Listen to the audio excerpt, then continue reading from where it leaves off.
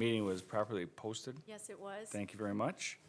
Next on the agenda is opportunity for citizens to speak. Are there anybody in the crowd that wants to speak outside of our fantastic employees? Nope. Moving on. Looking for minute approval for the May 1st, 2018 meeting. So moved. I'll second. Thank you. All those in favor say aye. Aye. Opposed? All righty. Moving on to our Bright Lights presentation from the Waukesha STEM Academy, Saratoga Bicycle Grant. Mr. Murray, you are up. Come on up.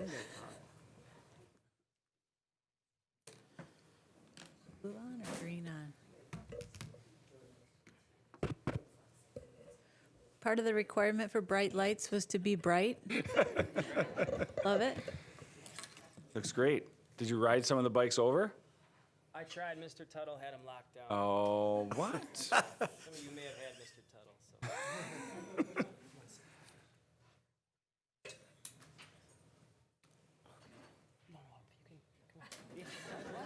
You're guest of honor.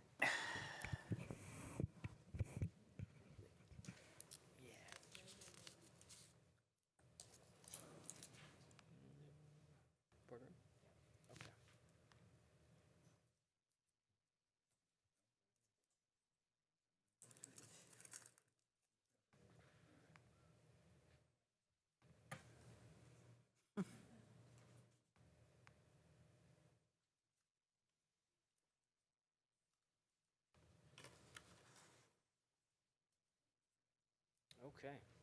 Do we have to mic these up? Okay. All right. Thank you, Waukesha School District Board of Education. We'd like to thank you for having us tonight. I have myself, James Murray, principal of the Waukesha STEM Academy. Eric Hill, instructional coach.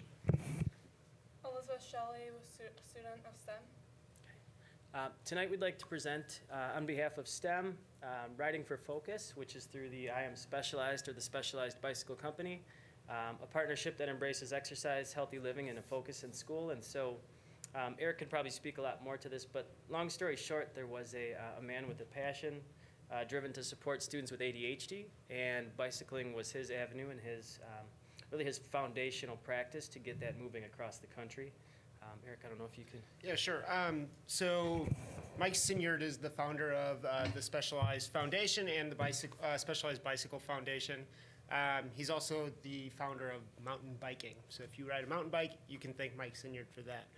But his sons both were diagnosed with ADHD and ADD. And he saw this pattern of more and more students being diagnosed, but then also being prescribed medication to work through and handle those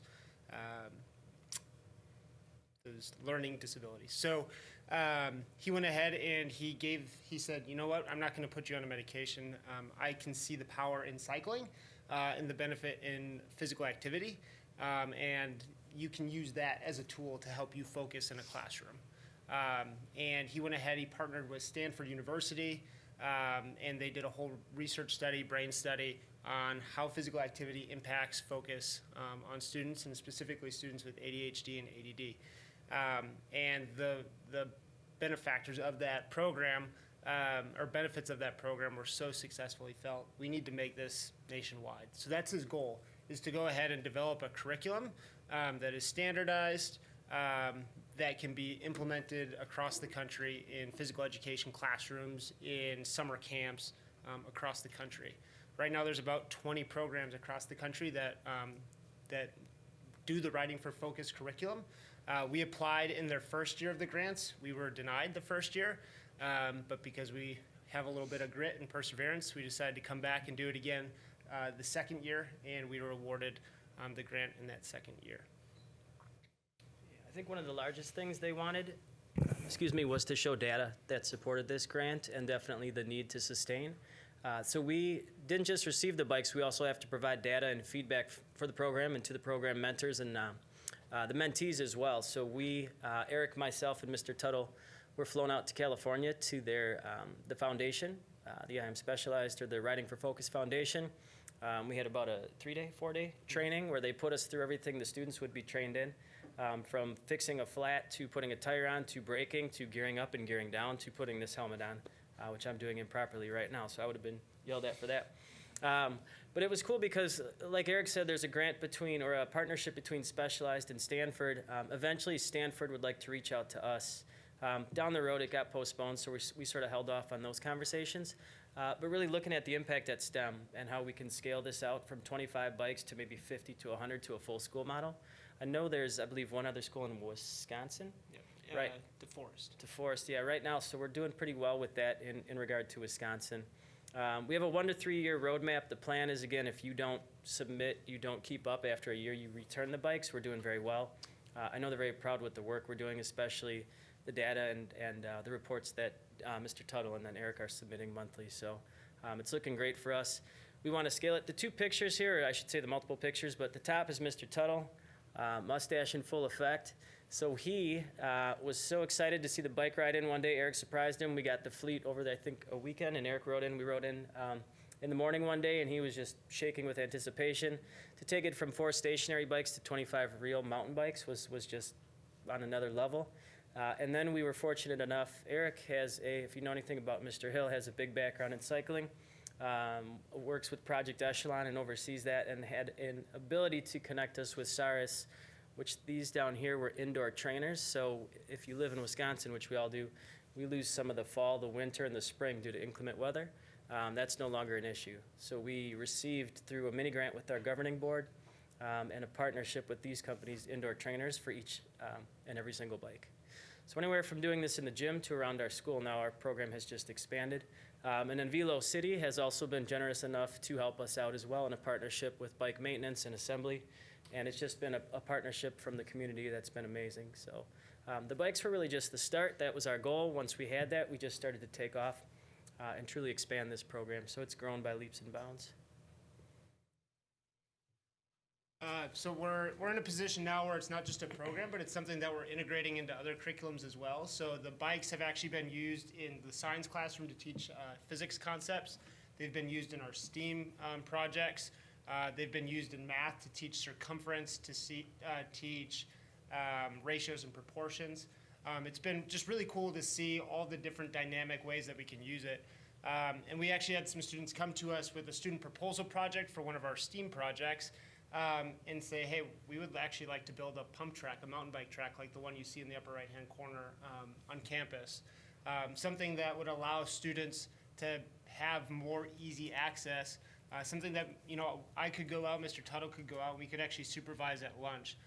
The benefits that we are seeing with students that are involved in this program and their sense of self-efficacy and their actual performance on things like map data are so significant that I would absolutely see a benefit in making that accessible to them in the middle of the day when they need it. It's the same idea as having different seating options for a kid in the classroom, right?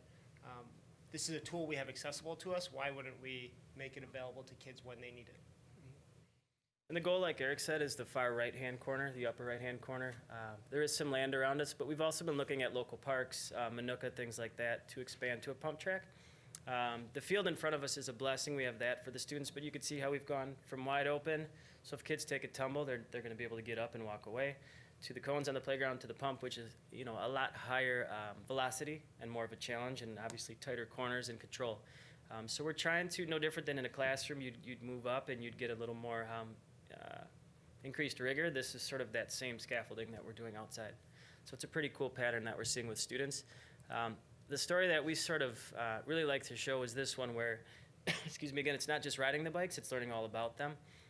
So we have students that have never ridden a bike before, we found this year, who have never once sat on a bike, never touched a bike, never, I'm talking not even tricycle. So that was amazing to us. Just to have a student get on a bike and watch how him or her actually starts to go. And then just rejoices, no different than when we learned how to ride a bike at 4 or 5. This young man was doing it at I believe, 14. So just a whole different perspective for us, too, as teachers, as principals, as students and peers. But again, the indoor training, the trainers have just been phenomenal. Anything from virtual reality we've used. I know Eric, I think, has sent video of his bike rides where the students are sort of racing against him in his times, where they're being monitored. It's working off calories or burning slices of pizza. So it makes it fun. It sort of gamifies it for the students. And then again, different races that they could sort of keep up with. And we just set it up in our gymnasium right now. So again, full circuit cycle training, students are all in.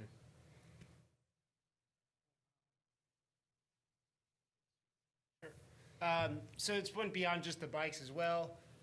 Just really quick, there's the Specialized Foundation reached out to us and they said, hey, we'd like to put together some water bottles, distribute them to all the people who have received the grant. Let's put together a challenge, a graphic design challenge to see what schools, submit the best designs. And the STEM Academy students, we had 3 student designs that won that award. And so these got distributed to 20 different schools who have received the grant in the last 2 years. And so we got 200 of these bottles to distribute to our own students at school as well. So just really cool for the kids to be able to, make this work tangible for them and be proud of what they're a part of. The other thing too is that Channel 58 and some other media outlets have come through just to sort of capture this. I think they find it pretty fascinating when students are on bikes and riding at a school, first by choice, and then secondly trying to scale it into a FIAD program as a curriculum more so. No different than we play basketball or hockey or soccer or what have you. Some students don't like all those sports, so we tried to bring them a different avenue of entertainment. In this case, it happened to be cycling. CBS 58 tonight. Check out tonight's great lineup. Then We had stay a tuned quick, to the CBS just 30-second 58 snippet. News at 10. We're not watching Brought to you NCIS. locally by the Freighter and the Medical College of Wisconsin, turning what ifs into what is possible. All hoop. Great story all around. Well, students at Waukesha STEM Academy spent part of their day getting some exercise. The school recently received specialized bikes. It's part of a program called Riding for Focus. It's designed to introduce students to cycling's positive effects on academics, health, and well-being. We've got kids that have been riding for 10, 12 years and kids that have been riding for 10 days. So that blows me away, and it's amazing to see. Have a kid come up to you and say, this is the best thing I've ever done. I've never done it before is just, there's no words for that. The school has also provided helmets and maintenance equipment for the bicycles. The students also got to learn about bike safety. So that was cool just for the students. I think the students that have never, they obviously watch TV, but to be on the news for them was a pretty cool gig. Impact in the classroom. So one of the biggest and largest components too then is saying, okay, this is great. We got the bikes, we got the helmets, we won the water bottle competition.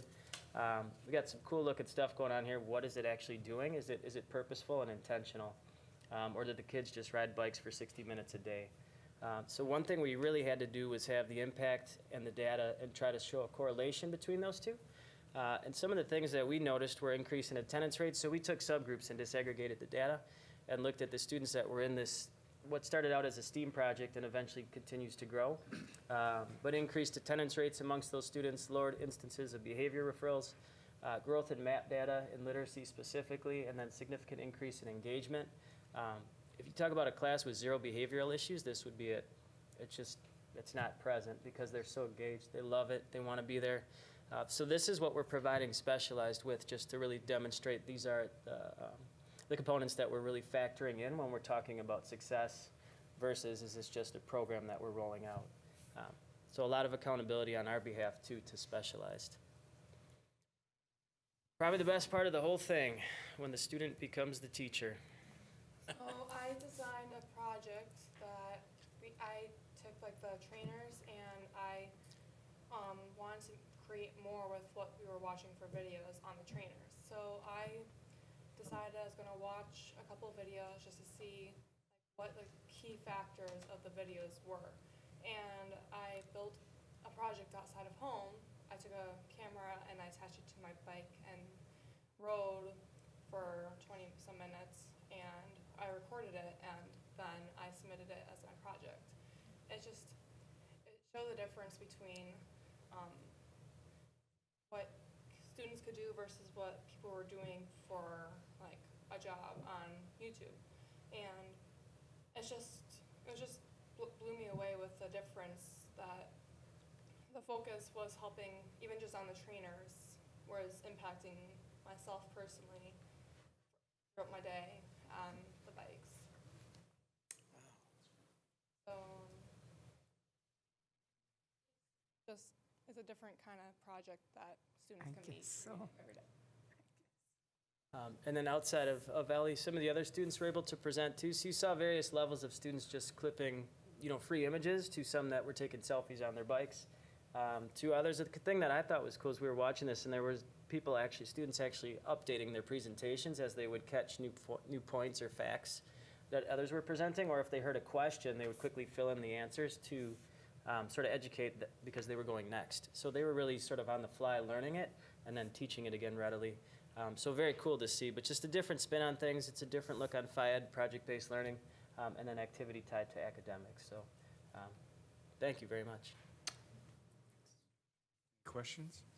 Mr. Baumgart. Two things. Is it Ellie? Very nice. I liked your idea and the fact that you brought this concept into it to develop the idea. So I appreciate that. Thank you for sharing that. Someplace in there you talked about safety, schools, bike safety, and I really appreciate hearing that. A year ago, and I live near one of the elementary schools, and my wife walks past that school, and she's in the morning, and she's talking about these kids that are riding their bikes to school with the helmet hanging on the handlebars while they're using the smartphone. Coming down here tonight, I had to stop because two kids are coming down the road on their bikes with their. Yeah. I'm going to challenge. This is dirty pool, really, but challenge you if you can put together some kind of a program to get to our elementary kids, to get them to realize they are putting their lives in danger with some of the nonsense they're doing on their bikes. And we've gone now. I talked to a principal. I talked to the school resource officer about this. So far, I've seen nothing happen, which is disappointing to me. But we have to get the kids in elementary school to understand some of the things your kids are understanding about the dangers. I mean, bikes are great, but if you don't use them properly, there's a lot of danger involved. And I think I'd like to see, maybe your kids could put together, like Ellie did with her video, a program for those 3rd and 4th graders who know better than the rest of us. That was pretty sarcastic, wasn't it? But that's okay. Oh, I got you. So anyway, you got my idea, and you stimulated me on this, as you can tell. No, I think that's where you'll see the highest population of riding too. It tapers off in middle and in high school. I don't think you see a lot of kids rolling up on a mountain bike or a dirt bike. So yeah, definitely a great idea. Thank you. Think. How do students qualify for the program, or how do you select students to participate? So it's no different than any of our other STEAM projects. It's just 100% student choice. So right now this is a STEAM project. The kids take a survey, they vote, they rank their top 5 projects in order from 1st to 5th. And then we do everything that we can to honor their top choice. Is it also part of your physical education program? At this point, it's not, because we don't have enough bikes to meet that For one need. class. So that would be our next goal, is to show Specialized that, hey, we've demonstrated we can facilitate this program with fidelity, and that the data that we have supports that, and we'd like to have more bikes so that we can make it a school-wide physical education program. So you've obviously seen some progress. This is your 2nd year? This is our first year. Oh, this is your first year, okay. Correct. Yep. And so you've seen progress in attendance and improvement in learning Yep. And that, behavior? Yep, and as I was telling Joe before the meeting, actually, it was very interesting for me, our males in the area of reading. Really? And those students with IEPs are the ones that are seeing the most significant growth on their MAP data. Oh, So, that's wonderful. really cool to see that target population showing improvement and growth. Wow, that is just wonderful. Wouldn't it be great if you can get bikes for everybody? Because I'm sure that there's interest is mounted in your school and everybody wants to ride a bike. If you want to participate, can you bring your own bike, or do you have to use the bikes from school? We do. So, yep, students can bring their own bikes. They just have to bring it to Velo City, who's partnering with us to do a safety check and Okay. ensure that everything that's meets the standards of the bikes that we would provide them. Because, I was surprised when you said there are a lot of kids that don't ride bikes, and I guess I'm not familiar with that, because everybody in my neighborhood rode a bike, and my kids and all their friends rode bikes, but everybody doesn't have a bike. They are expensive, so. I think one of the most powerful stories that we didn't share in this was Yes. we had a student who had never ridden a bike before. And then he went overseas. He went to Vietnam to visit his family. Yes. So he went from never riding a bike, and I worked with him during lunch for about 3 weeks. and got him to be able to ride a bike, for a sustained amount of time. He got back from Vietnam and asked, what was your best part? He said, being able to go out on my own and ride a bicycle through town and experience the culture that my family's from. Wow. Like, for him to be able to do that because of his involvement in that program, that meant a lot to all of us. Wonderful story. Now, did the helmets come with the bikes, or did you have to get those separately? They came through the They- program. No kidding. Yep. They Wow. even got little lights on the back for you, Bill. So there you go. Very good. Well, I certainly want to congratulate you and compliment you for always looking for something to engage kids in better learning. So congratulations, it's phenomenal, phenomenal idea, and it's working. Way to go. Thank you. Hold on. Else? Oh, fantastic presentation. Good job. Thank you. Thank you very much for coming to the meeting. You're welcome. Thank you for having us. Well, I'll come and ride with you. Here you Tomorrow go. morning. I have a bike, I ride my bike. Sure you do. I'm I sure do. you're fantastic at it, too. Well, no, but I ride it almost every day in the neighborhood, sure. Good exercise. Yep. Nice bike. I'll be a nice bike. Alrighty, next up is presentation items, which we have none. So we'll move right into our action items. First action item would be the approval of the district academic standards.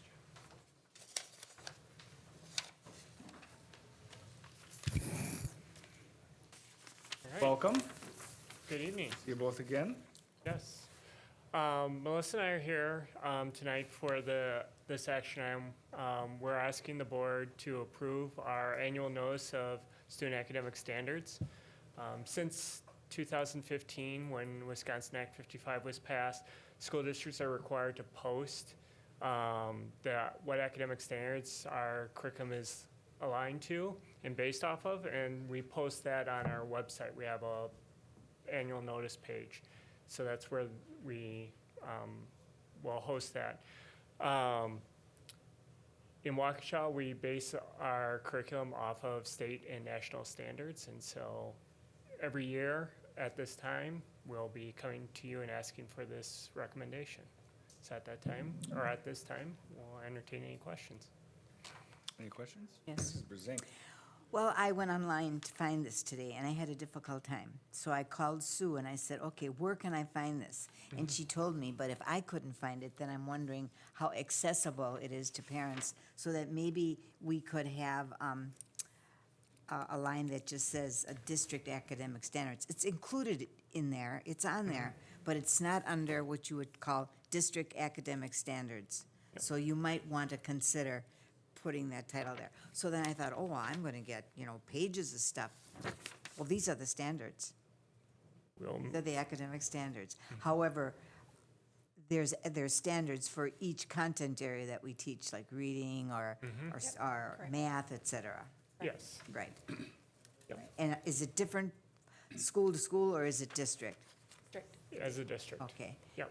Okay, and so you have copies of all those. So if I would call the CNI office and ask for math standards for elementary school, there's a copy there that I could have.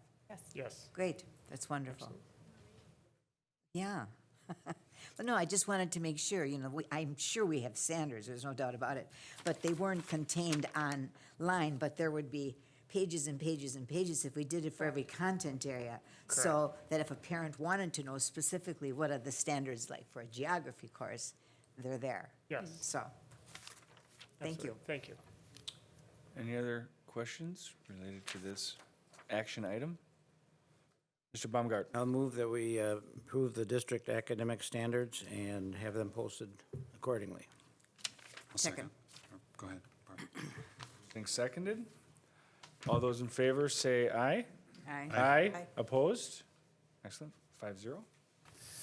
Thank you. Thank you very much.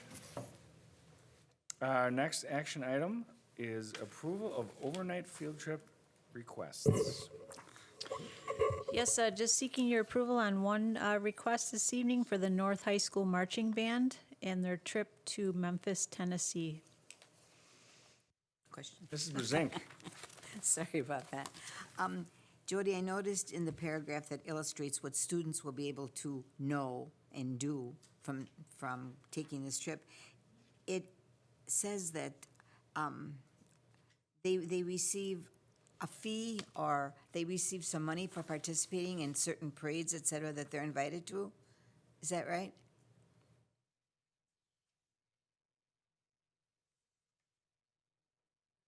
Where are we?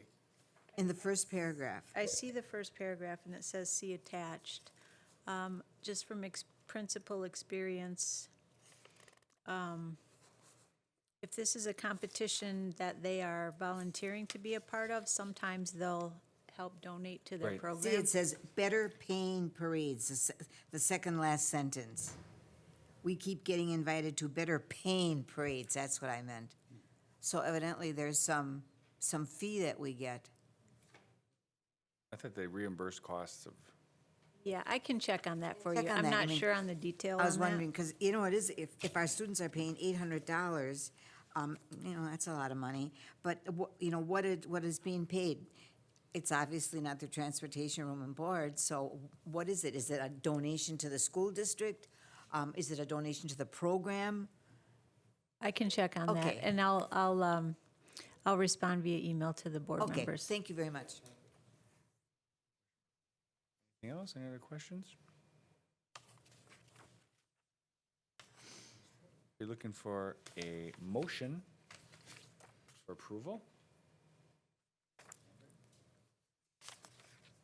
I hate to do it all the time. I know, well, we're counting on you to do that though, Bill. I will move for approval of this field trip.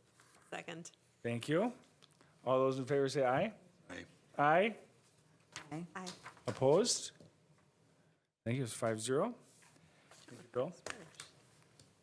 All righty, moving on to our information items section. Our first information item would be the Whittier End-of-Year Achievement Gap Reduction Grant Update. Proud Big one. principal of Whittier is here. That's a big one. Welcome. Hello. Thanks, Hello.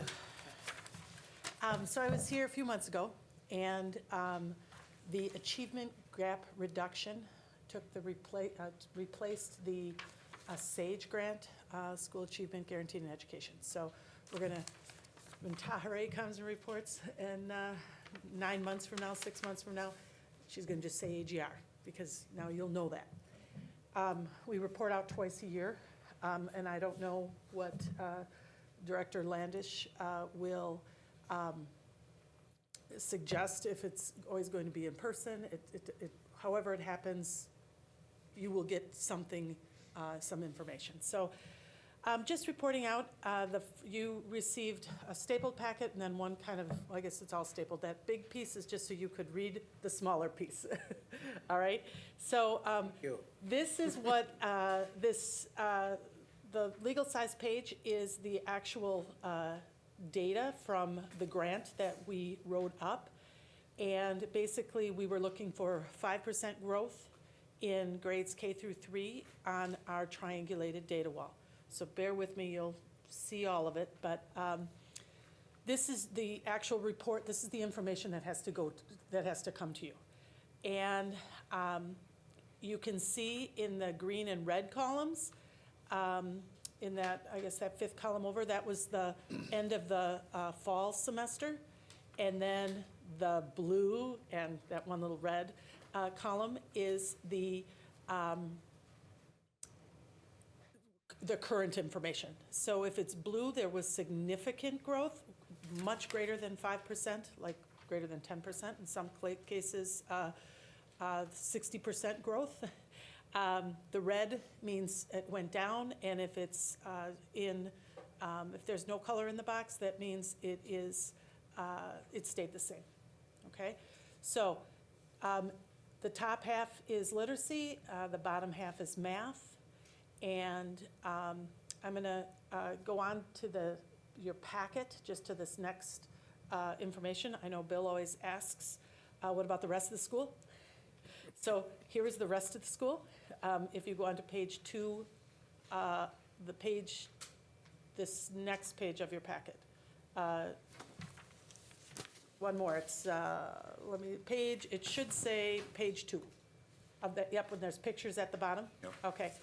So the reading data is listed at the top in that box, and the math data at the bottom. our data. This was our first year of our math data wall. And you can see the beginning of the year for kindergarten was 30% of students at or above grade level. Middle of the year, 40%, end of the year, 65%. So that's how you can look at that. Again, the colors, there's a key up at the top so you know that over 10% was double than what we anticipated. The red, the blue and the green is good. Red's not so good. And anything the same color is meant it stayed the same, okay? Now, what is that data wall? What is that data that we measured?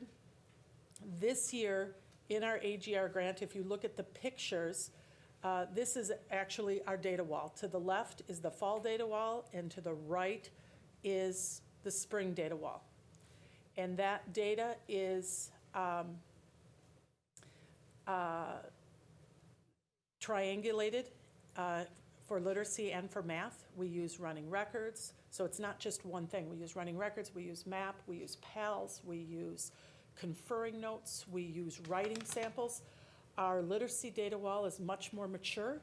We've been doing that for 5 years, so we're pretty solid on that.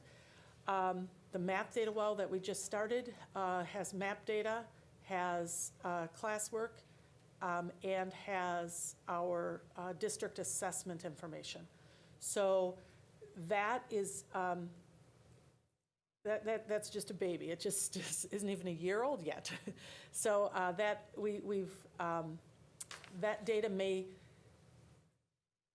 look better because we haven't looked at the data that deeply in math, or dug that deep in math before as a school. When you look at these pictures, if you look at the fall data wall to the left, the picture on the left, look at the red column. The reading is on, literacy is on top, math is on the bottom. If you look to the right and look at that same picture, look at the growth that we grew, the kids that were in the minimal area. And that's what we found in both literacy and math. We made significant gains in our students at the minimal level and moved them to the basic level. So that's pretty huge, except that wasn't our AGR goal. Our goal was to move 5% of students from minimal or basic to proficient. So a lot of factors go in there, but just wanted to make sure to point that out. So the other thing I will point out, and it's reflected down below, is the data on the left and the data on the right are not the same kids. Whittier has a over 19% transiency rate. So we had 41 kids moving in and out. So even though that looks beautiful, it's not, the data only reflects above in all the graphs, only reflects the students, because that's how we wrote the grant. It only reflects the kids that were there the first day of school and ended the last day of school. Okay. So those there were 41 kids whose data aren't included because we wrote the grant that way. The writing of this grant and us receiving it, I think it goes till 2022. And it doesn't have to be resubmitted. Nothing has to be changed through the DPI. Next year's team can change and look at that data and do something different. And so how they report out might look different, and that is allowable by the DPI. It is a grant that, help me with the words, it is a grant that is not competitive. It is something else. What is that called? Not competitive. It's a non-competitive grant. It's a non-competitive grant. So you keep getting it as long as you follow through on the expectations, and one of the expectations is to use data and share the data with you guys. Okay? If you scroll down and you look, not scroll, I'm scrolling. If you go to page 3, you can see some of our other factors that go into our data. You can see that's where we got, those are all the grades, kindergarten, first, second, how many kids moved in and out. Those are how many, our school has over 11% homelessness and 6% habitual truants. That number 13 has gone down. 2 of them were from a previous year, but we filed 11 habitual truancies last year, and I believe my highest at Whittier in the last 7 years was 22 in an elementary school. So attendance does impact learning. Behavior data, I didn't show the whole heat chart, but it's still green and couldn't be happier. So those are how many behavior referrals happen a day, and that's requesting office help, and we're under 2 a day. Or I take that back, minimally 2 a day, or the average is 2 a day. What is it down from? Oh, it was 13 at one point a day. Thought so. Yeah, it was all red. I know, I Yeah, thought so. yeah. Come and visit me in the next 4 days and I'll show you. Make it quick though. Then I always try to do is I always try to have a comparison. And actually there's the comparison historically on that graph below it on the bottom of page 3. You can see that green flat line. I mean, that's how many behavior referrals a month. And you can see what the other years were above that. So here's one of those factors that contribute to that data. If that's how much data was going on when those 4th and 5th grade, 3rd, 4th, 5th graders were in school, the engagement and learning, unfortunately, was compromised. And I think that's what we're seeing. So hopefully the goal is with those kindergarten, 1st grade numbers, hopefully that will move up. And then the last page is just these are the actual referrals teachers write in. The gold is this year, the blue was last year. And then below that is what it looked like historically in Infinite Campus and how many referrals each month. And May is always a good month. May's a lot of business, I think, for any school. So.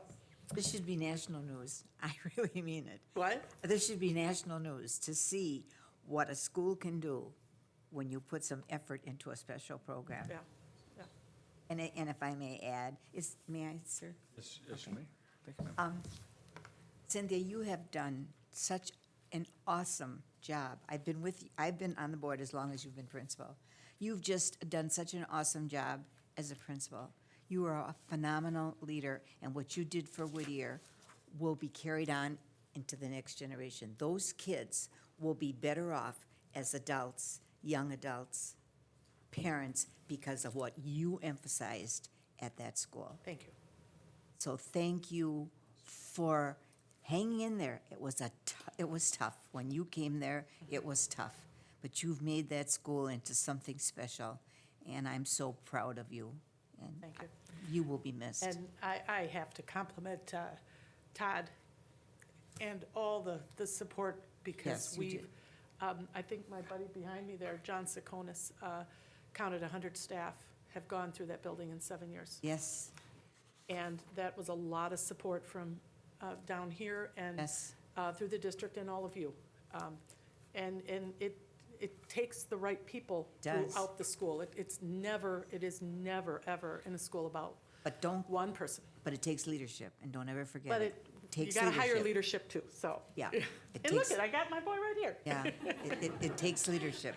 you He's know. coming down Now, the track. this AGR program, is this a state program or a federal It program? is federal funds come into each state, I Okay. believe, and it used to be just class size reduction. Okay, AGR switched. This used to be just at Saratoga and White Rock. okay, And when White Rock closed, then the funds got transferred to Whittier. right. And Okay, it is that not correct? It is federal funds coming into our state, and this is how our state runs it. are you the only school in the district that's participating in this program? We are, Okay. and it had to do with, there's a lot of factors of why Whittier. Certainly. But it's we are the second lowest free and reduced Free and building reduced in the. lunch, yeah, Right. And right. so the way it was structured, that's how it panned out. Well, I think your results are outstanding. Yeah. Well, we want to keep them going. For kids that maybe other people wouldn't believe could have such success, and you believe that it could be possible. Nice, great job. Any other questions or comments? Yep, fantastic job. You'll be greatly missed Well, thank you. by all. Thank will you be. very much. Boom. Yeah, drop the mic, there you go. Not yet, you got a couple more days. Alrighty.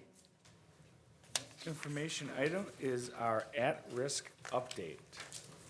Luke, welcome. Good evening, board members. I have for you tonight an update on our at-risk identification throughout our school district. And just to recap, the state statute requires us to identify students in grades 5 through 12 who meet the statutory definition of at-risk. What that definition is it's either A, students who have ceased to attend school completely, so who have been identified as a dropout. That is one category in itself. And then there is a host of conditions as well that if they meet two of these conditions, they're considered at risk as well.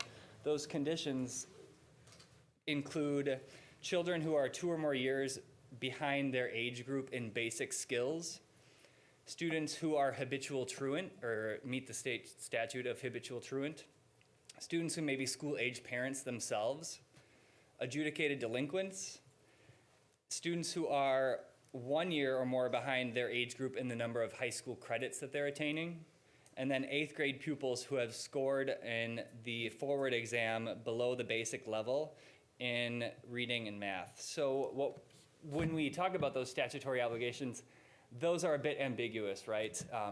Districts have some discretion in how they interpret those and in how they apply those. So what we've done is we've also considered students who have failing grades in math and English as well.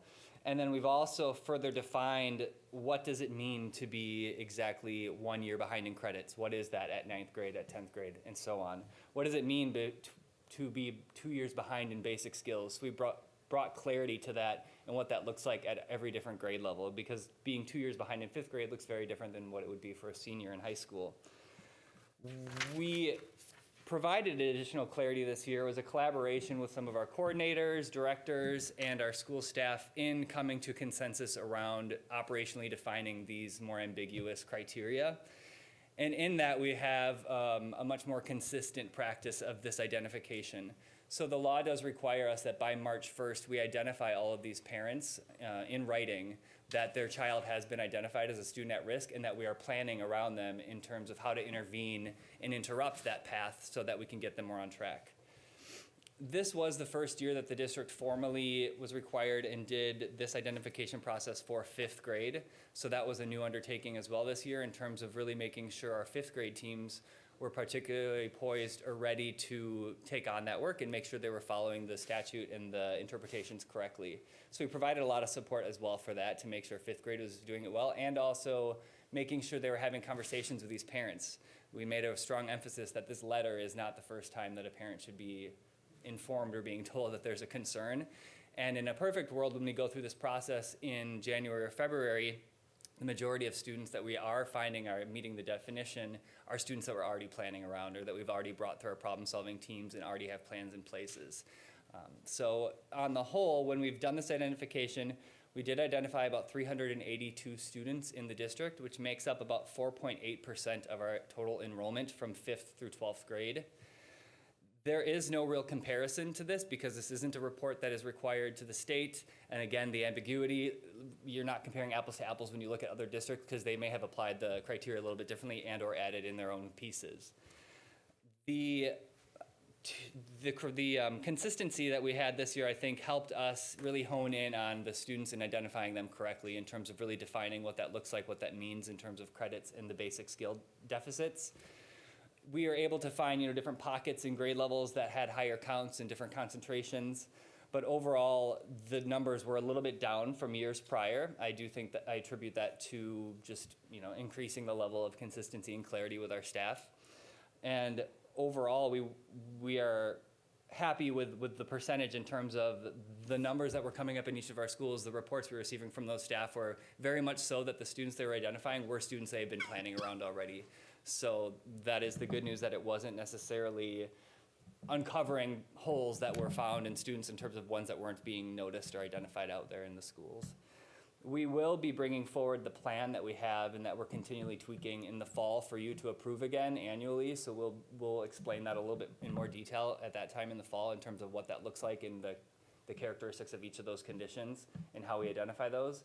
But we wanted to update you now that we've finished this process. Letters were sent out by March, and we're just kind of looking at these data and trying to use them to inform future decisions.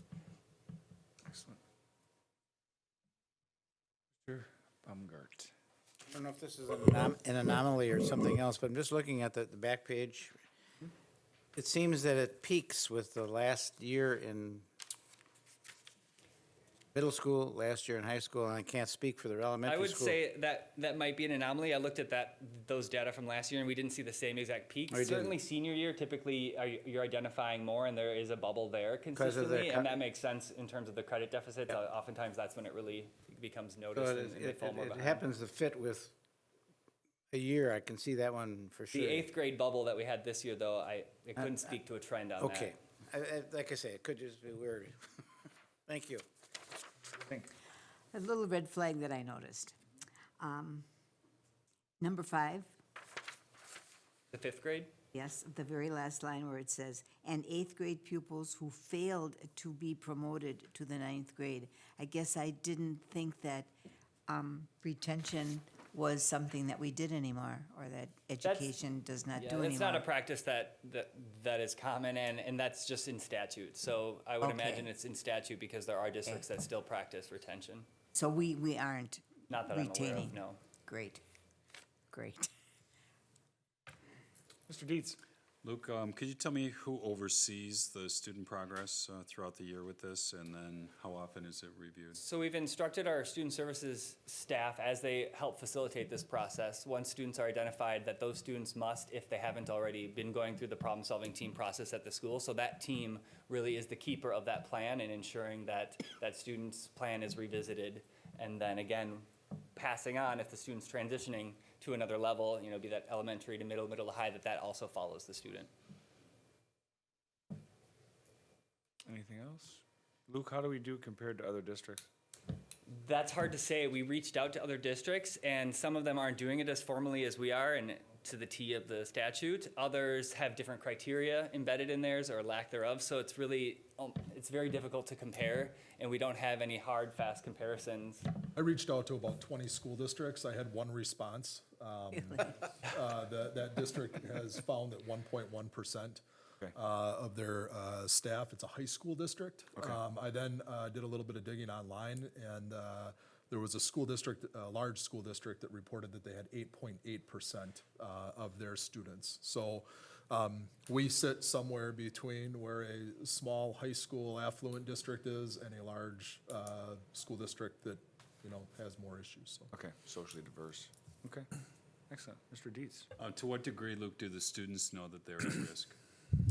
That would vary. I would imagine, and I haven't practiced it in this district, but I can speak to my practice of this in other districts, is the older the student is, generally the more they are a part of that plan. Where in 5th grade, that's going to look very different than a high school student in terms of their part of what that plan might entail. But there's no obligation from a statutory lens in terms of informing students, but of course, best practice would be that they're a part of that. Right.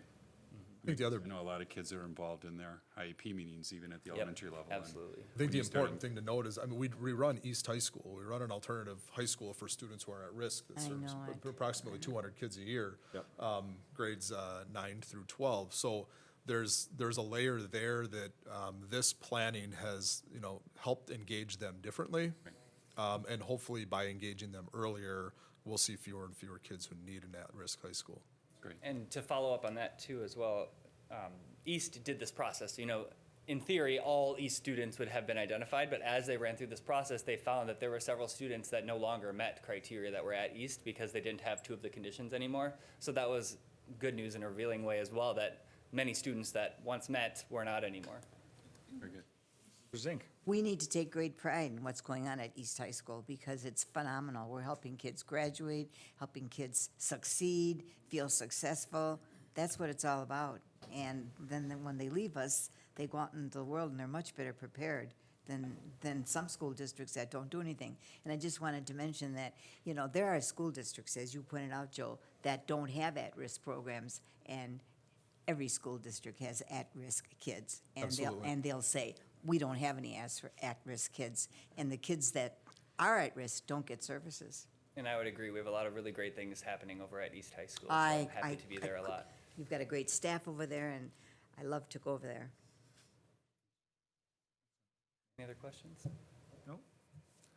Thank you. Thank you very much, Luke. Fantastic. A lot of good work. Alrighty, our next information item is our district year in review. Yeah, and we are just pulling up a presentation for you now. I'll start this out by saying I have followed all of Mr. Steve Schloman's recommendations to make sure the technology works in the boardroom. And took notes when he gave me the instructions, so we should be all good to go. You know that's a real bug with me, don't you? Yeah, Yeah, we'll see, knock on wood. So Jody and I just wanted to take an opportunity, you know, as the year goes by, sometimes we get questions about what's going on with student data, you know, what are your teams doing? I think as our teams get together at the end of the year and reflect, the school year starts and boom, I mean, the school year seems to end and well, what did we actually accomplish this year? So what we'd like to do is begin this process of giving an update to the Teaching and Learning Committee about our efforts around the system, what we've looked into, what we've prioritized, how our work is supporting the goals that have been set out for the district. And so we've got a few slides to go through with you tonight, and hopefully we keep it to 7 slides, but I think we went a little bit over. Yeah, Joe went over, I'll just point it out. So, no, I just appreciate Dr. Cook's impetus on this, because it's a great idea, and I think it's good that the board collectively can hear as a district what we're doing. You know, we've tried to highlight for the past 2 years for you some of our student achievement updates at each of our sites. But to Dr. Cook's point, I think it's very valid that the board has the district perspective upon which both of our teams are considering and operating under. So I just want to review for you, at least my portion, sort of reintroduce the board to your handout and talk through some of our achievement goals that we're looking forward to for next school year. So I want to address your attention first to the strategic goals, the strategic SAIL goals, and these are the 3 broad goals by which we operate all our resources, time, and effort. So the first one is around increasing college, career, and community readiness. The second is around increasing coherence through a comprehensive system of behavior and academic support. Some of you have heard this as MTSS, MLSS, and in the older days, RTI. Dr. Cook's going to dig a little bit into that for you and make some sense of what that really means and what our work is. And then the third sort of big rock or big goal that we always work towards is increasing the performance and engagement of all staff. And so these are our 3 big goals that we constantly work towards in multiple ways so that we can poise our system for success. Let's see here. Oh, you clicked on the PDF. Okay. So just a couple achievement slides I want to go through for you to kind of, again, forecast where we're heading with staff next year. So on the next slide, it'll talk about our ELA goals, which is in the language of, thanks. English language arts. I just want to draw your attention specifically to the 18-19 indicators so that you know what the organization is shooting for next school year. So at the 3rd grade level, we are predicting that 55% of our students will be proficient or advanced as evidenced by the forward exam, and that in grades 4 through 8 on that same forward exam, that we are predicting that 60% of our students be proficient or advanced as evidenced by that standardized score. So I will tell you right now, we currently sit at the 3rd grade level at 41.1% advanced and proficient in 3rd grade. In 4th and 5th grade, we are around 47%.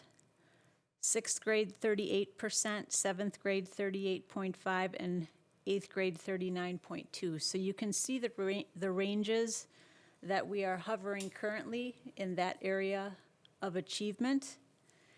And again, looking at the growth indicators that we need to make for next school year and beyond, you can see what our expectations are for our students, for our staff, for our principals, and for ourselves. So those are the indicators in English language arts. I'd like to go to math and again point out the indicators upon which, again, we use multiple data points over time, right? But these we know are the very public indicators that we look most closely at and that our community looks most closely at. So you can see the math achievement goals specifically for next school year. We're predicting that 55% of students will be at the proficient and advanced level, again, as evidenced by the forward exam. Our numbers are in this area.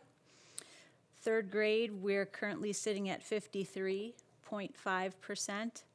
4th grade, 49.2%. 5th grade, 44%. 6th grade, 38%. 7th grade, 34%. And 8th grade, 40%.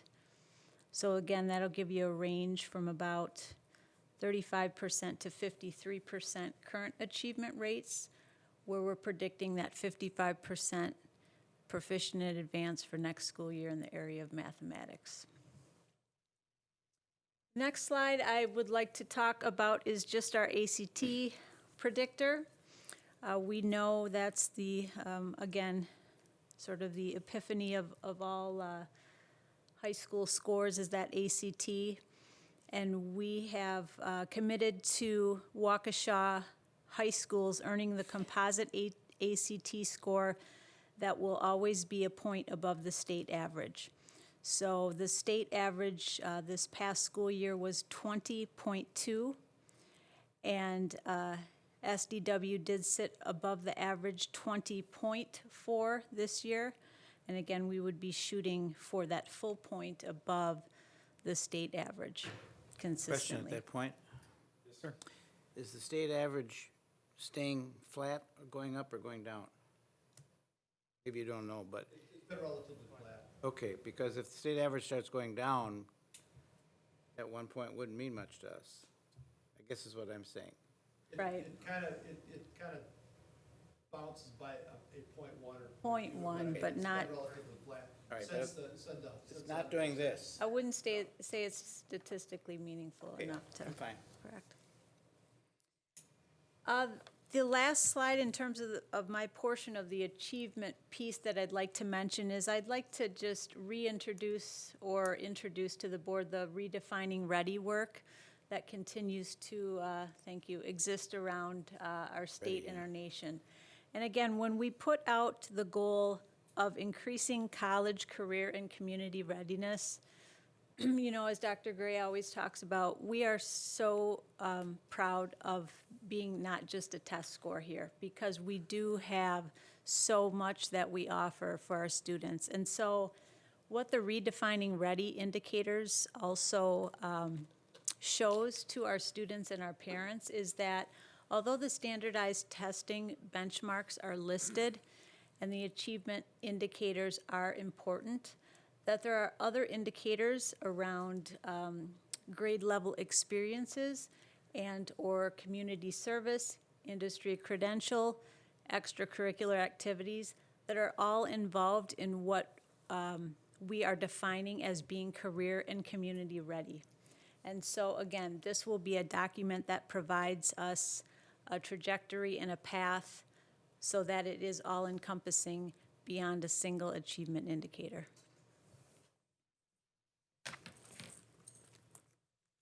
All right, so in support of this work, again, you hear about data. We've got data on MAP scores, we've got data on running records, we have data on behavior, data on attendance. And as we went through this school year, we began to look at our data systems in Waukesha, because you have to have something that helps you interpret what that data means, establish trend lines, be able to within the best guess you can make, predict where you're going in the future, so that we can come back to a teaching and learning committee and go back to the board and say, you know what, we are on track to meet our goals. We're not on track to meet our goal, but we predict that within X amount of time, we'll be able to get there. And so we spent some time digging into WiseDash, Qualtrics, and 5Lab. And through the work of the tech team, the teaching and learning team, building administrators, we came to the conclusion that WiseDash, which is currently populated, is meeting a lot of our needs. But we do need to make sure that we add some components to WiseDash, being certain assessments that we are using on a week-by-week basis in class. We need to be able to make sure that that is being dumped into the system as well to help us make some more informed decisions. So that is some work that we're going to be focusing on in the near future.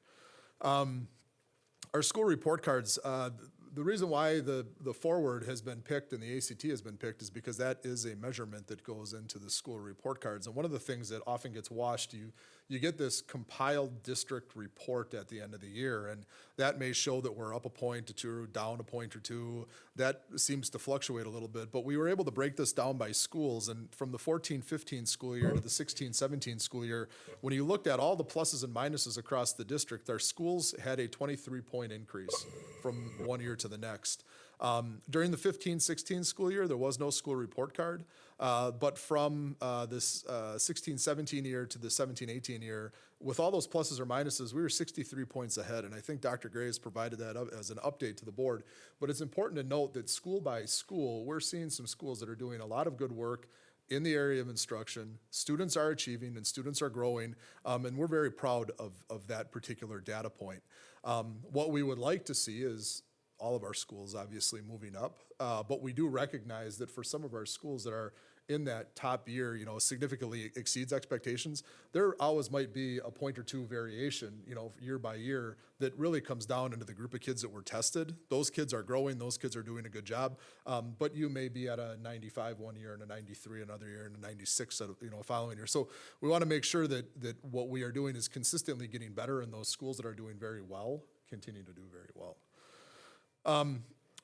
Jody began to talk a little bit about the MLSS system, and over the course of the school year, our director team, which consists of student services and teaching and learning, we began to take a look at what our needs are as a system. Where do we sit in the areas of our beliefs? What does our instruction look like? What does our intervention look like? What are we doing for behavior and social emotional learning? How are we monitoring attendance? What are our special education interventions doing for kids? Once a student is placed in special ed, does that student continue to grow? And so we went through this year-long analysis of our system, but then we also began to look at some models. And for those of you who are familiar with the DPI's model around MLSS, through about a 6-month study, we began to settle on the multi-level systems of support that the DPI has put out as guidance to us. We really like this model because at the center of it is the idea of equity. We've talked about equity for a long time, but we defined equity as that point of access and that belief that all kids can learn. And so through some of our work, we really were able to pick apart our system. And we conducted a survey. Behavior has come up as a topic of concern from the board, and so we surveyed our staff around behavior. And I could dig into the presentation to get those numbers if you'd like, or we could talk about it individually. But we ended up with over 950 participants on this survey, which represented, I think, about 65% of the staff in the Waukesha School District. So we felt that we had a very good representation. And through that survey work, we were able to find some needs around behavior, and I'll go to this slide first, where we did a Wordle. We felt that it was going to be the easiest. And in a Wordle, if you're not familiar, the most frequently used word is the word that appears the biggest. The most frequently used words appear bigger. The less used words, the fewest used words appear smallest.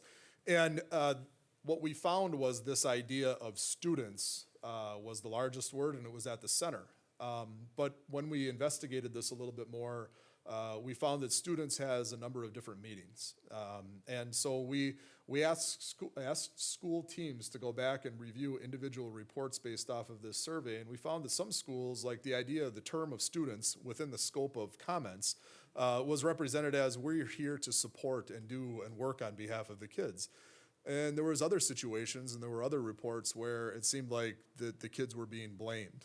And so again, if you go back to the idea of the equity, we need to make sure that as a system, we have a belief that all of our kids can achieve, that all of our kids have access to the programs and the opportunities that we provide, that we make sure we do a good job of allocating our resources to support those kids. And so this is where we came down into some of our key findings around the MLSS review. We need to create alignment from the classroom instruction to assessment to intervention and extension to the special education and gifted and talented referral. We found in some areas, in some schools, we've got a very nice alignment between what happens in the classroom all the way to when a student gets referred for special ed and placed in special ed and the supports and services are in place. In other areas, we found that there was some misalignment there. And so our work going into the future is to work with those schools to create that alignment. We need to strategically budget and allocate staff to support the needs of our students. Our current intervention model needs to be revisited to include a prioritization on instructional materials and interventionists. I know that Luke, as an example, is working right now with the state on the trauma grant. And our hope is that with some of those dollars, and I think you saw this in an update a week or two ago, is that we're looking at a social and emotional learning curriculum that is going to be delivered universally to all elementary level kids. When we begin to address that, we begin to work on this alignment that we've discovered needs to be addressed. We need to develop a belief system with equity and access at the center to ensure that all students achieve at their greatest potential. And we're working currently with principals. Next week, we're going to be in our SAIL Institute next Tuesday and Wednesday, if my memory, Tuesday and Wednesday. And so we're going to be taking this focus on the goals that we went through, this work that we did around equity and the MLSS system, and we're going to begin our alignment work next week. We're going to support principals as the school year goes forward, making sure that their plans align with those district goals so that we can set our system in place towards achievement of what are some very high expectations and high goals that we have. Who participates in the sale? Is it principals and all teachers in their building, or how does that work? There's Volunteers or? Well, we've got teachers that have volunteered to be on the teams. Okay. We've got some SAIL teams that range in size from 4 or 5 staff members to some places that have 15 staff members on it. That's great. For those that have walked in and visited the SAIL Institute in years past, we'll have approximately 250-ish staff members there next week, which represents about a quarter of our professional staff in the district. So there's a lot of voice at the table when data is being analyzed and plans are being created. So, yeah, good segue, thank you. So back to sort of the system analysis. As Dr. Cook mentioned, we're really proud that the teaching and learning team and the student services team are like one big family. And we really feel, I'll speak personally, I hugely feel in my second year here that this is a big deal in the school district of Waukesha, that both teams are driving in the same direction and continuously collaborate towards a focused improvement. So excited about that. A couple highlights from this year just to, again, look back on. It's important for people to realize that we are continuing to onboard a total of 18 new administrators across our system, right? So Dr. Cook and I are in the midst of all the end of the year performance evaluations and reviews, similar to all our building principals. But we are providing that ongoing support through our SAIL coaching structure, and we've kind of alluded that to you. When we have school teams present, we always have the SAIL director come up because that's the person tied most directly to that principal and that work. So we have layered support for our principals that we're proud of, and we just want to highlight that work. We want to also highlight, as Dr. Cook mentioned, that we continue, this will be our third summer now, using SAIL as a continuous improvement framework for all of our schools. So we'll continue to evaluate our performance and achievement efforts through that continuous improvement framework. And then we continue to use multiple mechanisms for feedback. You know, that third indicator of making sure our employees are engaged. We are eliciting feedback continuously from Dr. Gray's Superintendent's Advisory Council. We have the Professional Staff Council. We have each of the SAIL teams that are a voice and a mechanism for feedback. So I think our data and our survey feedback would absolutely tell you that our employees are saying that they're feeling listened to, and that the feedback that they are giving, that we are paying attention to and taking action on. So just going forward, so in this upcoming school year and beyond, again, we're going to be doing our SAIL planning next week. That will be ongoing work that will take place over the course of the summer, and those plans will be implemented and revisited next school year. We are working on universal instruction and MLSS development.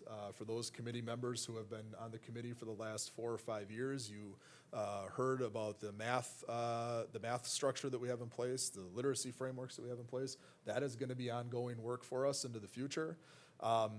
We, as a central office team, are really going to be focused on the data review processes that we use in the system so that we can monitor our growth and make adjustments as appropriate. Continuing to work with our principals and support our principals. Again, 18 new principals in a 3-year period of time. Some of those principals are first-time principals. Some of those administrators are just new to the district. But making sure that they're onboarded and supported has been very important for us, and we see that benefit in our system. And then, again, just ongoing systems monitoring towards these goals. It's nice to have 3-year goals for us to work towards so that we can begin to help our system take the steps towards meeting them. That's the end of the presentation. Baumgartner. Two comments, I guess. One is I really like this presentation. It's, when I looked at the yellow sheet, I was thinking it was going to be backwards looking at what we've done, and mostly it's forward looking, and I like that. So that's good. And I also, Jody, have to agree with you big time on getting student services combined, not combined with, but, you know, working with the T&L. Silos don't work real good in an organization where you're working with people and kids, and you got to knock the silos down and bring stuff together. And I think this is really the first year we've done a lot of that with the two groups, and I appreciate that a lot. So thank you for commenting on that, and I'll support that. Beats. Jody and Joe, I really like the review of the data that you presented tonight, the ongoing reflection that I see, the collaboration between the two of you, which I think trickles down to everyone that works underneath you. So thank you for your presentation tonight and also modeling those behaviors that are expected. So thank you. Roddy? Yes, thank you. Question. What's community readiness? How do we define that? I would say, quite honestly, and this goes into some of the AVID work that we're doing across the system, AVID's philosophy would say that if we're getting you college ready, that's also synonymous with career and community ready. So, what's that? Community service. Okay, Dr. Gray is saying, though, community service would be one of the indicators under community ready. Those two words, quite honestly, are used interchangeably at times. The community service piece could be an indicator to that, but there are people that perhaps wouldn't have a career that could still serve in the community, either through public service or other. I can't think right off the top of an example for that. No, that's all right. But it's, you know, it's a valid question. But again, I guess what I want to emphasize is the preparation that we're looking at to redefine a student to be ready would quite honestly meet all of those areas that they wanted to go into. There are a number of students that we work with just to know how to access and get around in the community. Transition Academy that's located at the White Rock campus. Their whole framework is making sure that students have vocational skills, but then also know how to access Right. our community. And that goes, well beyond, I mean, at our middle schools and our high schools, the work that our staff is doing to make sure that families and kids have an understanding of what exists in our community and the neighboring communities to support them through both their school journey, but then also their life beyond. Question? Thank you. I'm glad you brought that up because there's several layers to this, obviously. And I remember, Todd, about a year ago, you sent us a document about measuring readiness. And there was a lot in there about Right, this. and you saw some of those things, but some are a little bit tougher to measure. Now, community readiness might be, they say 25 hours of community service, or some things like last week, North had their community service day. There's things like that that go into it. But other things that might not jump out at you, like civics, like in this state, you have to pass 100 the 100-question civics exam. That would be one of those things that would flow into the community readiness, meaning you're able to operate within the community, be a good citizen, be a voter, and those kind of things.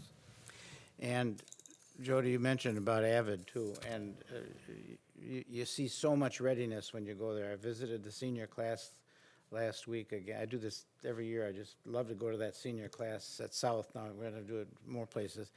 But when 25 kids, I went around the room and asked them about their plans. And when you see 25 kids that have plans so solid, Right. I mean, of that group, 3 or 4 are going to college, but and we all have done that, gone to college and changed our majors, or tried to figure out what our majors were. That's not a problem. But for the most part, that group of kids and the way they present themselves, they are ready to talk to adults and talk intelligently with us. And I think a bigger story was last year when they invited the kids after their freshman or sophomore year to come back. Right. They were hoping to get 3, and they got 12 because they were so excited about what's happened and that this has turned their life around. So that to me was a big story too for Abbott. And we're going to see that again. Yeah.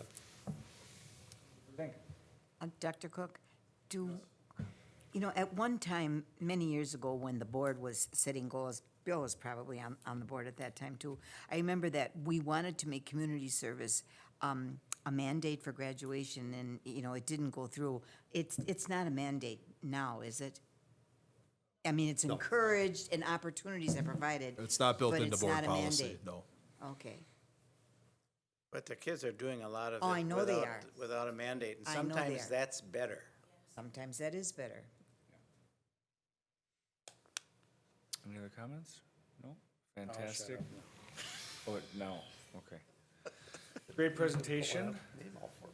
A lot of work, a lot of good work you guys are doing. I love the community part of it especially. I think it's important. Kids involved in the community, it's important. A lot of them are staying, so they need to know. Thank you very much. All righty. Our last information item this evening is the overnight field trip update. Interesting. Overnight field trips, while you do have a summary in front of you that's about a page in length, there has been months and months of work into looking at the feasibility of middle school level overnight field trips. In particular, and some of the challenges that we are now running into as it pertains to field trips. Karen Peterson, who works very closely with our district nurses, they review the field trips that come in on the end of making sure that medications are available. And so a field trip that happens over the course of a school day takes into consideration a lot of the emergency medicines that you would need to provide a student while at school. Albuterol inhaler, epinephrine, EpiPens, making sure that there's diabetic cares in place and such. When you start throwing in overnight field trips into the mix, you now take responsibility for medications that are taken before the school day and after the school day. And when these trips are being organized, we're finding that between 25% and 1/3 of the kids on the field trip are on medications. And those medications range from needing to have ibuprofen at hand to deal with some aches and pains, all the way to some very strong psychotropic, opioid-based medications that students need to take on a day-to-day basis. And therein lies the challenge. Each state has its own rules on medication distribution, and each country, because we are dealing with a couple of trips, has their own rules on medication distribution. So some states allow our nurses to delegate a responsibility to a non-medical staff person. Some states require that that state has a licensed RN. So say, for instance, you're going to New York. You have to have an RN who's licensed in New York administer the medication. Some countries where you're trying to work through translation, French, Spanish, and such, where we're working with their consulates trying to address it, it has become such a large issue in and around medication. And it boils down to our nurses who are licensed in Wisconsin as nurses, their license gets on the line as you delegate these responsibilities to others. And so we've come to a point with where student need is, what the law requires in Wisconsin, what laws in other states provide, that we don't feel that it is responsible any longer to allow middle school kids to participate in overnight out-of-state field trips, and to also apply different level of scrutiny to what goes on at the high school level. We have a little bit more latitude at the high school level because people are more apt to sign off and say that a high school kid is mature enough to bring their medication with them, but we run into these maturity issues where doctors aren't even granting the permission at the middle level. So we're coming to you as an information item, and Bill will be coming and discussing this in the realm of policy because we have the field trip policies in place. But here to listen to any of your concerns, comments, and answer questions tonight, but just to know that we're going to be teeing this up in the realm of policy, knowing that you approve field trips. Oh, I appreciate you bringing that up because the more you hear about it, the more nervous you get. Oh, yeah. But you know, people that are RNs in Wisconsin aren't necessarily, their qualifications aren't the same in other states. Correct. I mean, the license, it's a Wisconsin license, and you are not licensed in New York, and they may have different requirements. That's You're right. not licensed in Canada or in Right. Spain or in Mexico. Just because you have the know-how doesn't necessarily mean Right. you are able to check that box. That's very good that you're doing that because it's very true. Very true. We could get into some big problems. And I couldn't thank Karen Peterson and our nurses enough for the amount of work that they have put into this. This was not just hey, we've got a one field trip issue. It legitimately was a chart that went state by state, criteria by criteria, number of students who were affected. It has some big implications. And again, from liability as a district, and then again, what our nurses would need to do with their license. We wouldn't ask our teachers or our administrators to put their license in jeopardy. Right. We can't ask our nurses to do that either. Dr. Cook, what about the camp trip that the sixth graders used to always take? That is an in-state trip.